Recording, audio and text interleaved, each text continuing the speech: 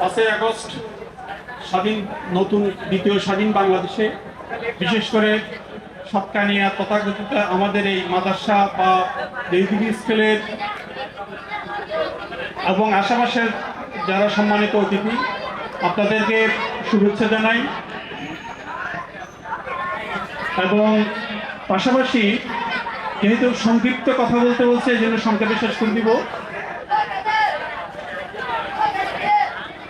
আজকের যে এই যে সাংস্কৃতিক অনুষ্ঠান, ইসলামী ভাবধারার যে সাংস্কৃতিক অনুষ্ঠান, দীর্ঘ 17 বছর আমরা অনেক আকাঙ্ক্ষা থাকা সত্ত্বেও আমরা এখানে আসতে পারি নাই।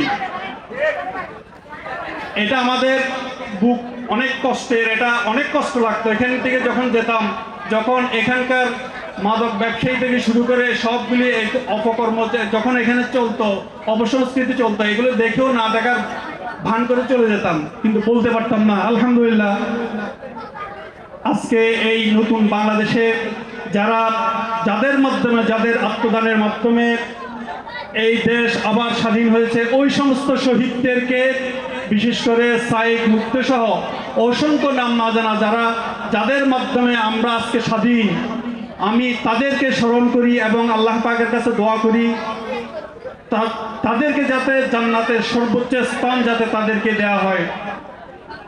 আমি খুব সংক্ষেপে এই আয়োজন যারা করেছেন এই ধরনের ইসলামী ভাবধারার যে সংস্কৃতির যারা ধারক বাহক, যারা পরিকল্পনা করে, যারা এগুলি বাস্তবায়ন করার জন্য চেষ্টা করে,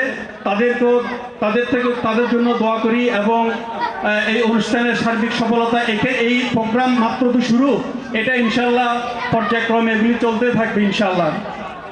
এই আশাবাদ ব্যক্ত করে আমি আমার বক্তব্য শেষ করছি। আসসালামু আলাইকুম ওয়া রাহমাতুল্লাহ।